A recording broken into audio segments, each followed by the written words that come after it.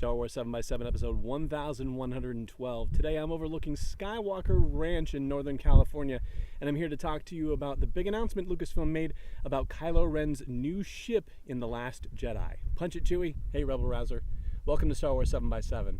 I'm your host, Alan Voivod, and if you're watching the video version of this, then you are overlooking Skywalker Ranch, and you can probably see the main buildings, and you might be able to see Lake Ewok behind me in the background. If you're catching this on the audio version, then you can check out the video version either at facebook.com/SW7x7 or youtube.com/SW7x7 so you can see the views for themselves. There are hawks and other raptors swooping around on the other side of the camera here, thankfully not hunting for me just yet.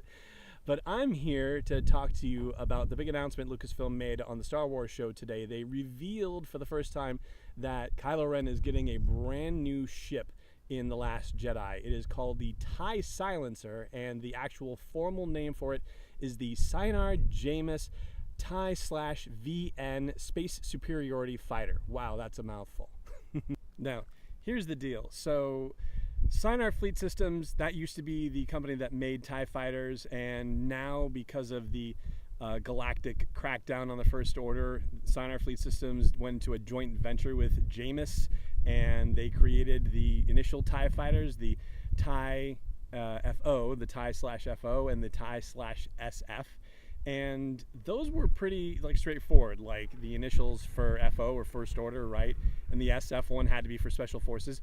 The VN, though, that's a little bit of a puzzler. The best I can come up with is Vanguard at this point. That maybe that's kind of what it exemplifies. I haven't seen anything that really says one way or the other for sure that TIE/FO means First Order and TIE/SF means Special Forces, and I don't recall the original TIE fighters and TIE bombers and TIE interceptors having similar names, like initials on there that would indicate specifically this is an interceptor model or just a regular model or a bomber model or the TIE Defender or anything like that. So I think this is sort of a new thing comparatively speaking, but I looked in Wikipedia, and even the TIE FO and the TIE SF, they don't specifically say that that's what it stands for, but it stands to reason, you know? The other thing we found out is what it's equipped with, weapons-wise. It's got laser cannons and missile launchers. And there was a shot from the video, a screenshot in the Star Wars show, that showed it in battle. Now, it's hard to tell from the screenshot whether it's an actual, shot from the movie or if this is concept art. I mean, concept art can look really darn realistic, or just visualizations or anything like that. So hard to say, but it is in formation with a couple of regular TIE fighters flying around it. So that is pretty radical. I've got screenshots for you on our Facebook page, facebook.com/SW7x7. And of course, you can check out today's episode of the Star Wars show, or actually I should say yesterday's episode, because I'm filming this on Wednesday when the episode was released, but this video will actually come out on Thursday. So yeah, yesterday's released episode of the Star Wars show. And unfortunately, it doesn't seem like we're going to get anything more than that out of Lucasfilm ahead of San Diego Comic-Con. I mean, they made this announcement the day before Comic-Con kicks off, which is today, as you're seeing this video online, if you're seeing it the day it comes out, or the day the podcast comes out. They are not doing any panels, they're not hosting any special events or anything, they're just focusing on their booth is what they said. So what we do know for sure is that a week early, 5 days early, Christy Golden's Battlefront 2 Inferno Squad book will be releasing at San Diego Comic-Con. You can get a special edition of that. And I'm in the midst of reading my advanced reader's copy right now, and I'll be talking about that with you next week. And that is pretty much the big news from here at Skywalker Ranch. I've got a few fun facts to share with you about Skywalker Ranch, which I will tell you about after the break, so stay tuned for that. Welcome back. All right, so Skywalker Ranch, as you can see if you're watching the video, again, if you're hearing this on audio, then check it out, facebook.com/SW7x7 or youtube.com/SW7x7.